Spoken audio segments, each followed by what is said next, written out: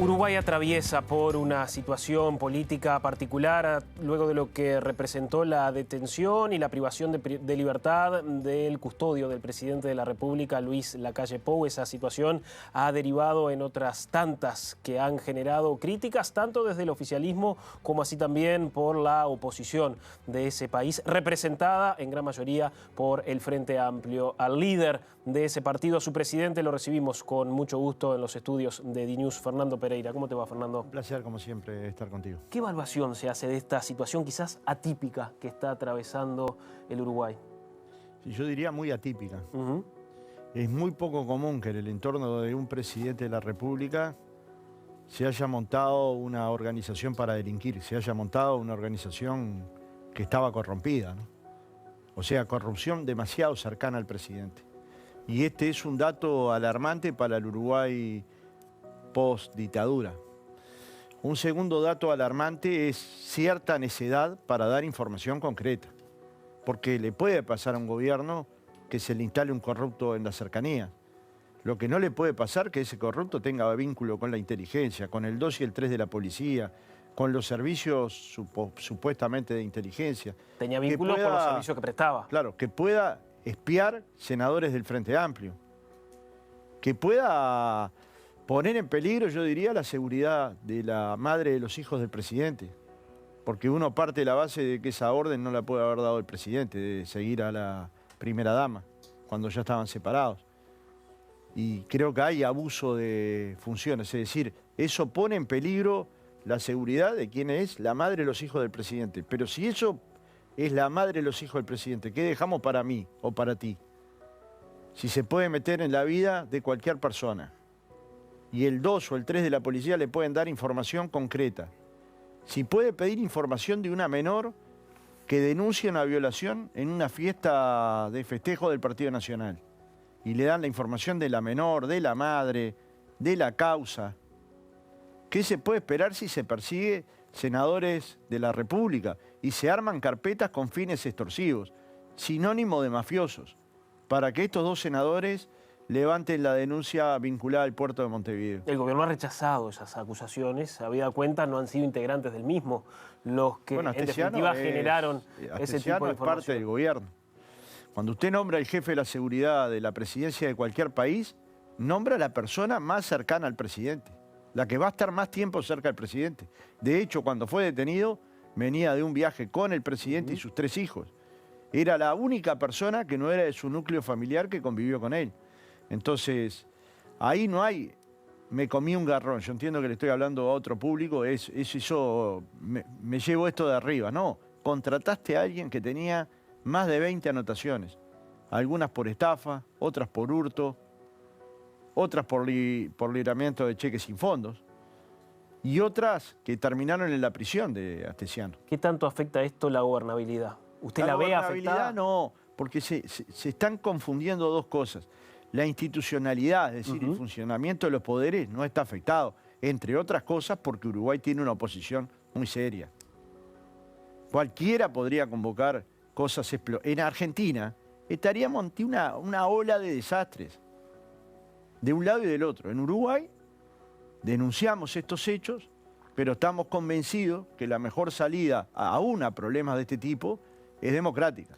¿Eso no le ha dado al Frente Amplio una madurez que quizás no tenía en otros momentos? No sé, yo la tengo desde que me conozco, pero el Frente Amplio me parece que también la tenía en el 2002.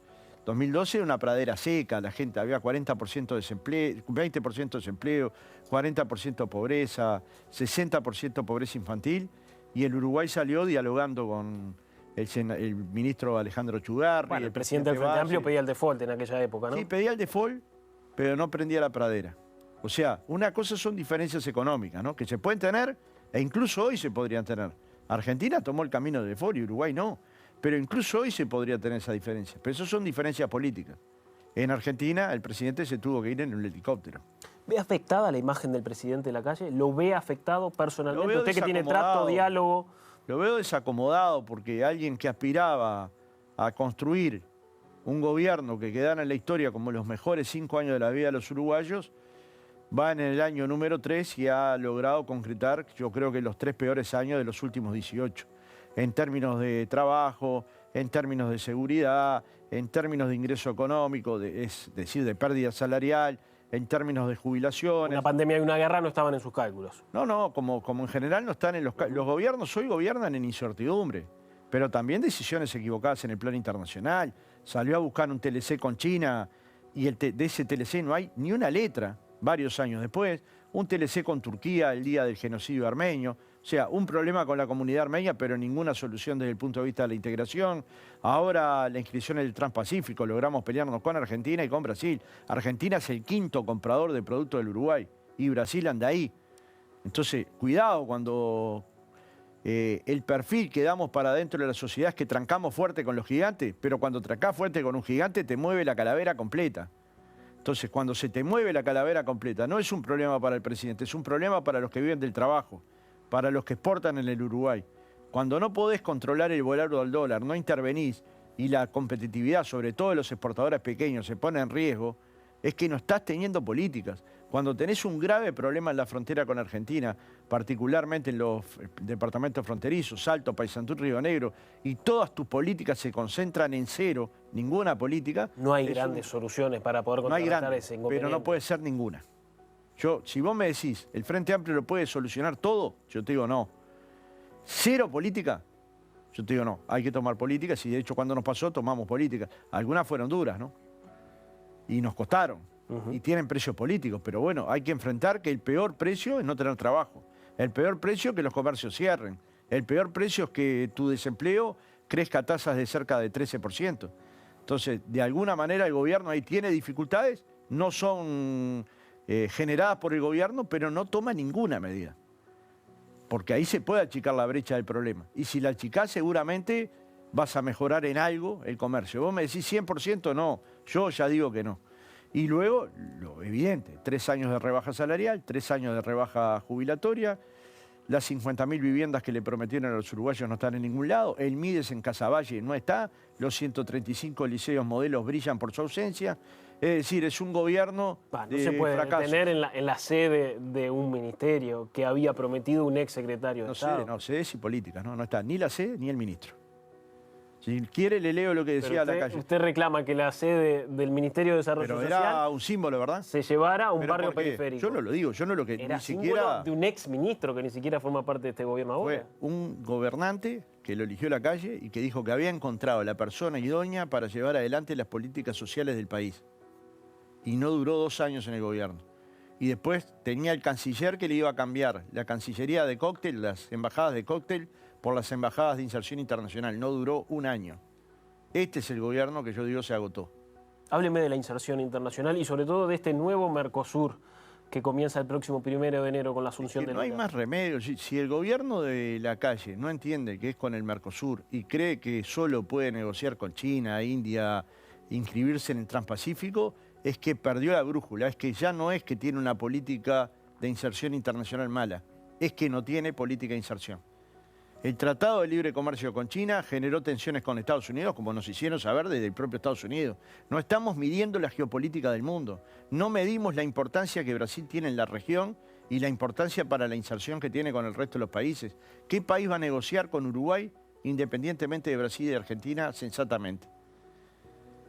Y luego, si no tenemos política internacional, es que nuestros productos empiezan a tener peligro de entrar en otras partes del mundo. Uruguay, por suerte, tiene más de 140 destinos. Y eso se ha mantenido en cuanto a nivel de exportación. Ahora, luego no pongamos eso en riesgo, ¿no? Porque pelearnos con Argentina y Brasil es poner eso en riesgo. Cuando nos peleamos con Juan Domingo Perón, fue un golpe durísimo para Uruguay. Y te digo más, en el gobierno del Frente Amplio, cuando nos peleamos con Kirchner, con toda la razón del Frente Amplio, nos llevamos un golpe durísimo en el turismo, nos llevamos un golpe durísimo en el ingreso de productos uruguayos a la Argentina. Moreno se dedicaba a trabar cada exportación uruguaya. De hecho, yo fui en una delegación, ahora que lo contó Volonté, puedo decir, en una delegación con Volonté a conversar con el gobierno argentino y logramos destrabar esas exportaciones. Pero así nos va cuando nos peleamos con los argentinos. Entonces, uno no dice entregar, dice dentro de las reglas que Uruguay tiene que tener, tiene que saber que hay determinados límites que no los superás con guapesa. Digamos, esto no es fútbol, que trancás un poco más que el resto. Esto es política. Hablando de fútbol, ¿le gustaría que el vínculo entre el presidente uruguayo y el presidente argentino fuera otro? Y se lo ejemplifico con un detalle que es anecdótico. La obtención de la Copa del Mundo por parte de Argentina, que no mereció felicitación al presidente Fernández por parte de la calle, sino una comunicación, un diálogo con el embajador argentino en Uruguay. ¿Eso también es símbolo de un diálogo deteriorado entre presidentes? Y yo pienso, y es un mal dato para Uruguay. Es un mal dato que los presidentes se lleven mal. Todo lo que esté al alcance del Frente Amplio para que ese vínculo se mejore, estamos dispuestos a hacerlo. Lo mismo le transmitimos al presidente de la calle con respecto al presidente Lula. Si en algún momento se requiere de que el Frente Amplio construya el vínculo adecuado para que Lula y la calle tengan un vínculo por fuera del Frente Amplio, ¿no? Pero el Frente Amplio obviamente tiene un vínculo histórico con él, está dispuesto a facilitarlo. ¿Y es receptivo el presidente Uruguay a esos está ofrecimientos? Primero. Bueno, aceptó el planteo, no me dijo más nada cuando me convocó por el Transpacífico. Ese día me prometieron 3 documentos. Un documento que iban a elaborar las universidades, uno que había elaborado la propia Cancillería, uno que había construido el BID y un cuarto que estaban construyendo expertos privados. Hasta ahora no tengo ninguno. 4 semanas después no tengo ninguno. ¿Se los prometió el gobierno? Sí, claro. Adelante de todos los delegados partidarios, ¿no? Usted decía, el Frente Amplio podría interceder para mejorar algunos vínculos, por ejemplo, con Luis Ignacio Lula da Silva, con el presidente electo de Brasil. Está viajando a la Asunción el expresidente José Mujica, que en las últimas horas se reunió con el presidente Lacalle, fue invitado a la residencia presidencial a esos efectos. ¿Cuál es el diálogo, cree usted, que tienen hoy el presidente de la República y el expresidente Mujica? No tengo idea, pero siempre es positivo que líderes políticos conversen, ¿no? Mi visión de la vida es que el presidente Mujica no solo tiene peso político, sino tiene un liderazgo a nivel planetario que le permite a Uruguay colocarse en mejor posiciones en muchos lugares del mundo. Y que si el gobierno uruguayo lo utiliza de buena manera, es una decisión acertada. Si ese fue el tema, de acuerdo a lo que leí en el semanario, pero calculo que el lunes me voy a reunir con el presidente Mujica, bueno, en primer lugar para saludarlo, pero cada 1 o 2 meses nos juntamos para conversar y realmente es muy interesante, ¿no? ¿Qué reflexiones le dejó la renuncia de la subsecretaria del Ministerio de Relaciones Exteriores? Bueno, un camino acertado. Lo que faltan 5 o 6 renuncias, ¿no? ¿5 o 6? Y Barrial no puede seguir un minuto más en el cargo. Su jefe de policía. Ni un minuto más. No es si le dio la orden Larrañaga, si no se la dio a utilizar a Larrañaga. Es un pecado capital. Coincido con García, es entrar en un mundo del que no hay retorno. Del que no hay retorno. Pero no podría estar Heber en su cargo, no podría estar Maciel en su cargo, no debería estar Bustillo en su cargo, no debería estar Garcés en su cargo. ¿Quiere depurar a medio gabinete? Quiero que la gente que cometió errores garrafales, como por ejemplo denunciar al Parlamento Nacional electo por el voto secreto, de sabotaje y de traición a la patria, luego hubiera llevado a la justicia documentos que no tenían nada que ver con los que llevó al Parlamento, sin trazabilidad, no puede mantener en el cargo. Yo tengo respeto por todos ellos. Con algunos de ellos me llevo muy bien, pero si cometés errores de ese volumen, en el caso de Bustillo y de Heber le dieron un pasaporte uruguayo legítimo a un narcotraficante peligroso y pesado. ¿Legítimo el pasaporte o el proceso? El proceso, el pasaporte. El proceso que va a ser legítimo. Le dimos un pasaporte legal a un uruguayo que identificamos como pesado y peligroso, que en la jerga del Ministerio del Interior es jefe, ¿no? Jefe de los pesados.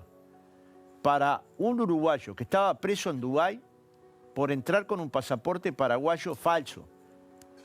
Le dijeron al Parlamento que no sabían quién era. Ahora no solo sabían, sino que sabían que era peligroso y que era pesado. E igual se lo dieron. Ahora se da cuenta que... De acuerdo a Da Silva, porque los engañó Balbi. A mí no me consta eso. Pero habría que preguntarle a Da Silva por qué está tirando dardos para el lado del abogado de Marcet. Pero en todo caso el abogado de Marcet hizo el trabajo. Quien le dimos el pasaporte fuimos el Estado uruguayo, el ministro del Interior y el ministro de Relaciones Exteriores. Y no se les mueve un pelo, no se van. Ni por vergüenza, que es por el motivo principal, ni por ineptitud, que sería el segundo motivo de la renuncia. Ahora, y en fíjese todo caso que el presidente resuelva. La vicecanciller no renuncia por ninguno de los motivos que usted ha detallado. Presenta su renuncia porque se queda sin respaldo político Que es de su increíble. agrupación, de su este sector. gobierno no renuncia a nadie. Todo el discurso que tuvieron entre 2014 y 2019, que en el gobierno del Partido Nacional, el que se equivocaba, el ministro que se equivocaba salía, brilla por su ausencia. Brilla. A mí nadie me puede decir que Heber y Bustillo no se equivocaron. Nadie me puede decir que H y Maciel no se equivocaron, que Garcés no se equivocó, que Berriel, un hombre importante de la policía, no cometió faltas gravísimas. Y no los tocan. No se mueve nada. ¿No hay un convencimiento legítimo, cree usted, en el accionar del gobierno de este procedimiento, de este proceso? ¿De verdad? No, creo que no. Creo que nadie lo puede sostener en su sano juicio. Bueno, Ciudadanos dijo ayer que había una contradicción entre lo que se había dicho en el Parlamento. No, no hay una contradicción. Se dijeron dos cosas distintas. Fíjese No que es solo que son la contradicciones. vicecanciller sale aún con el respaldo del presidente de la República. Sí, sí, pero porque es un gobierno que mandan los partidos, no el gobierno. Si el partido dice sale uno y entra otro, hace el cambio. Es como un partido de fútbol, el cambio lo hace el dueño del jugador, ¿no?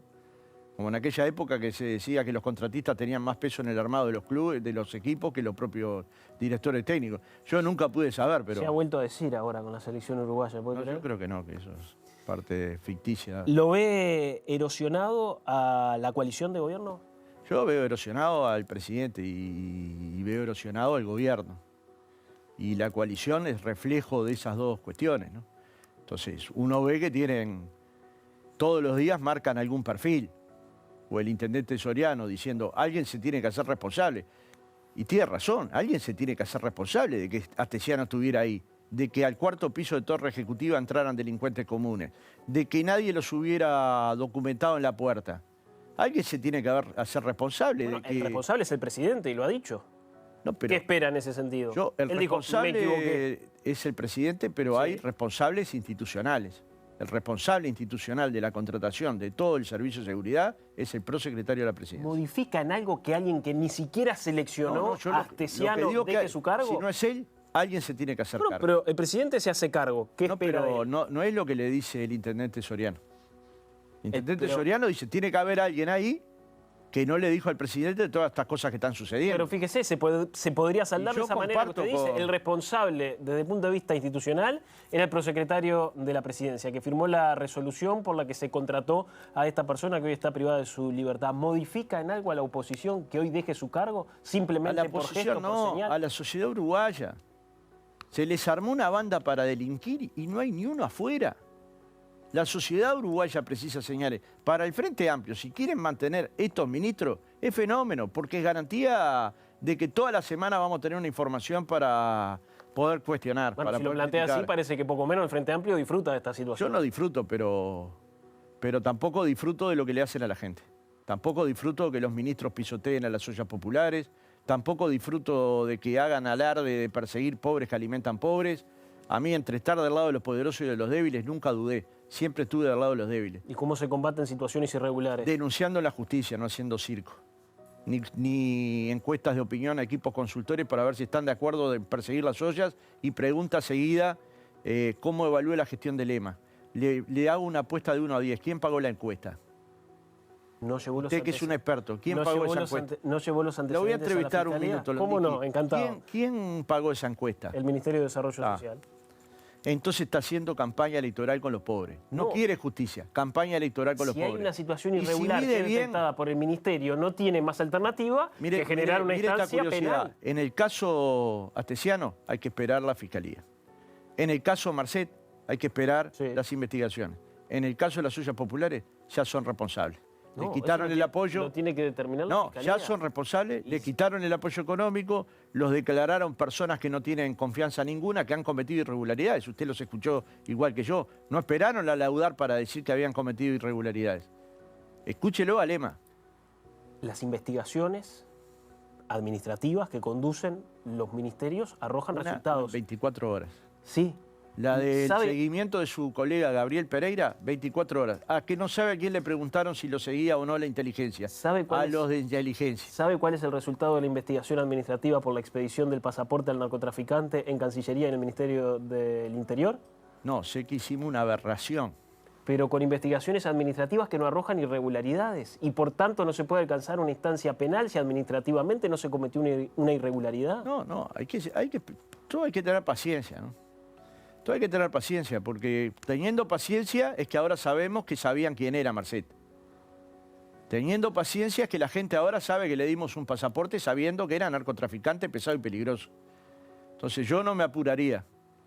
Pero estamos hablando del poder. No es una cuestión de apuro, es una conclusión a la que llega el Ministerio del Interior y el Ministerio de Relaciones Exteriores. La investigación de la jurídica del Instituto Nacional de Colonización dio que el senador Manini era colono. Se me fue para colonización. No, le voy a poner ejemplo. No pudo con Cancillería y con Interior y se me fue para colonización. ¿Cómo no pude? Yo creo que en este caso tendrían que haber caído ministros. O sea, no es un problema de investigaciones administrativas. Debieron haber caído ministros. ¿Cuál es la vara para pedir la renuncia de ministros? De que hagan ¿Dónde se establece el umbral? Disparates de este tipo, ¿no?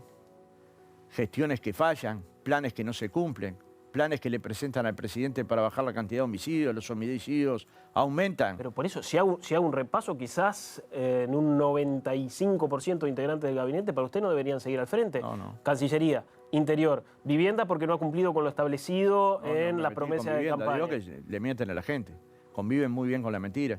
Si vos prometés 50.000 y al final del periodo vas a tener algo más de 10.000, no es un problema conmigo, es un problema con la gente. Se lo tienen que explicar a la gente, no a mí. El ministro de Trabajo ha sido muy crítico en las últimas horas con el Frente Amplio y con el rol que ha adoptado en este contexto. No sé qué le pasa. Yo creo que es un buen ministro y un mal político, porque las cosas que dice no tienen nada que ver con la realidad. En cualquier otro país del mundo, tú lo sabés, yo lo sé, y todos los que miran un canal internacional, habría un escándalo. Cuando en el lugar, al lado del presidente, se arma una barra corrompida. ¿No tenemos un escándalo? Es un debate político, un intercambio. Un escándalo de esos de miles de personas en las calles, no lo tenemos. No lo tenemos. La ciudadanía es libre de expresarse cuando así lo entienda. La ciudadanía es libre de expresarse y las organizaciones convocan. En el Uruguay las organizaciones convocan o no convocan. ¿Y el Frente Amplio ha decidido de organizar alguna convocatoria? Las organizaciones populares, en este caso el Frente Amplio, ha decidido y ha dicho explícitamente que no quiere ni juicio político porque no tenemos ningún afán de destituir al presidente. En todo caso, si hay un cambio de gobierno, lo queremos tener el último domingo de octubre de 2024 y no queremos de otra manera.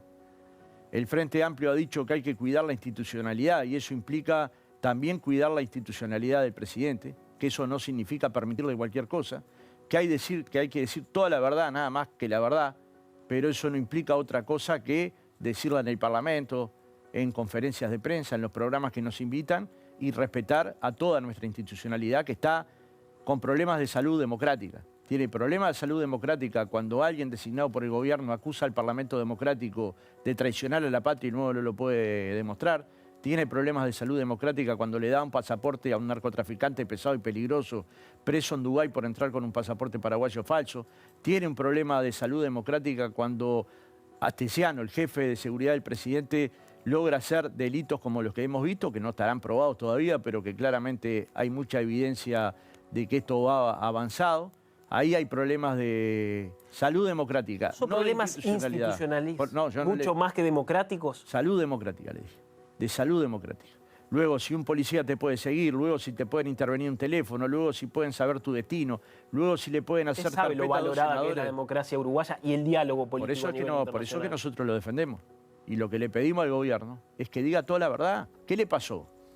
¿Los uruguayos conocen la verdad o sienten que hay información que está oculta? Cada vez que sale un chat, ¿no hay la idea de que las cosas están opacas? ¿Y no tendrá el presidente que explicarle a los uruguayos y uruguayas estas cuestiones y de alguna manera tomar acciones para corregir los errores? ¿Qué acciones espera de un presidente que ya se deshizo evidentemente de su custodio? ¿Qué espera adicionalmente? Él no se deshizo de su custodio, lo llevaron preso.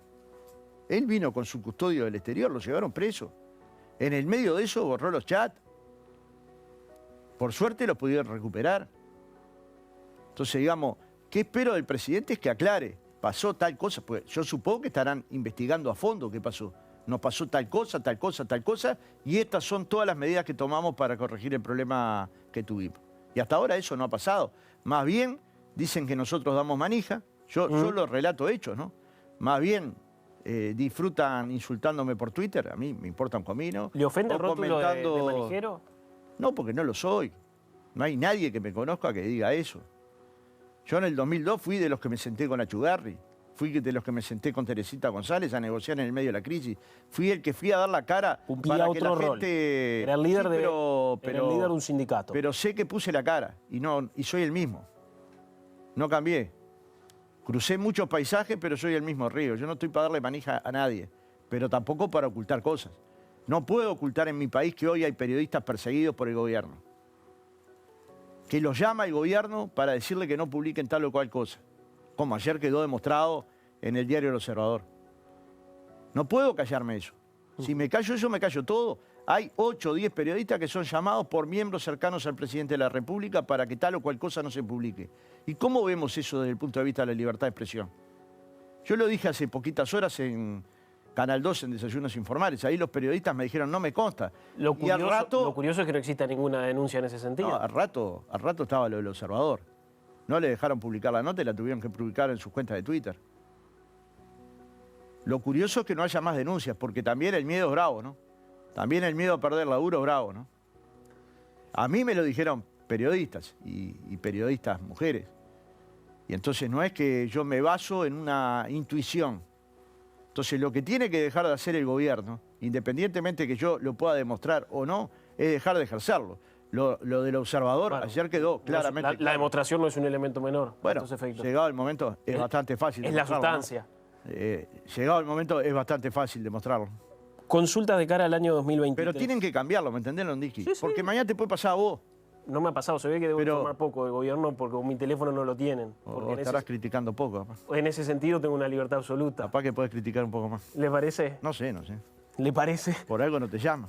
Por algo estamos de acuerdo en materia de inserción internacional, en todo lo que usted maneja. No, yo, bárbaro, lo que te digo es, a muchos llamaron y a otros no. Reforma de la seguridad Pero social. lo que a todos nos consta es que llamaron.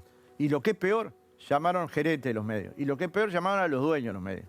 Reforma de la seguridad social, uno de los proyectos más neurálgicos de esta administración que se va a tratar la próxima semana. ¿Cuál es la visión del Frente Amplio? No crítica. Cuando un proyecto de reforma de seguridad social se basa exclusivamente en que los trabajadores tengan más años de trabajo para llegar a 65. Pasar de 60 a 65. Y que su tasa de reemplazo, es decir, la jubilación, sea menor. ¿No estaba de acuerdo usted con aumentar la edad de jubilación? Si es parte de un enorme paquete de cosas. Fuentes de financiamiento diversas, estudiadas, estudio del mundo del trabajo, una reforma de la seguridad social que cubra la pobreza infantil, una discusión sobre jubilaciones y pensiones integral, que efectivamente abarque todo el debate que tenemos por arriba de la mesa, y eso debió haber sido, como le planteé al presidente Lacalle, a quien respeto, que debió haber sido en un diálogo social con los partidos, las organizaciones de empresarios, las organizaciones de trabajadores. No, diálogo hubo, lo que no hubo fue acuerdo. No, fue diálogo de expertos. Sí, pero los hubo expertos diálogo, en los hubo partidos intercambio. no resuelven. Los que resuelven en los partidos, les gustará más o menos a los expertos, son los dirigentes electos. Y esto fue lo que insistentemente le planteé al presidente de Lacalle, y el presidente de Lacalle no estuvo de acuerdo, ¿no? A los expertos se los debería escuchar. Sí, claro, Si pero esta reforma la propone... como parte de la delegación de los partidos, porque quienes van a votar en el Parlamento son los parlamentarios, no los expertos. Hablando... Los votos que se precisan no son de expertos, son de la gente que elige. Y la gente elige senadores y diputados y elige jefes de partidos, ¿no? Que se asesoran en base a expertos, porque Exacto. si hay algo que no son los legisladores... Exacto, pero cuando no son hubo acuerdo, expertos cuando en no todos hubo los acuerdo, tendrían que haber llamado a un diálogo político. Reforma educativa es otra de las iniciativas de transformación de cara al próximo año. ¿Cuál es su reflexión sobre el particular? Mire, al pueblo uruguayo en la campaña electoral del año 2019 le prometieron, a partir de la firma del libro de DUI 21, aumentar el presupuesto educativo en unos 500 millones de dólares para aplicar una serie de acuerdos en materia educativa que requieren de financiamiento. Lo que pasó en estos 3 años es que el presupuesto de la ANEP bajó 139 millones de dólares en los primeros 2 años y el de la universidad 39 millones de dólares. Ninguna reforma es creíble sin dinero, ninguna. Usted me podrá decir, solo con dinero no se puede reformar. Eso yo lo comparto.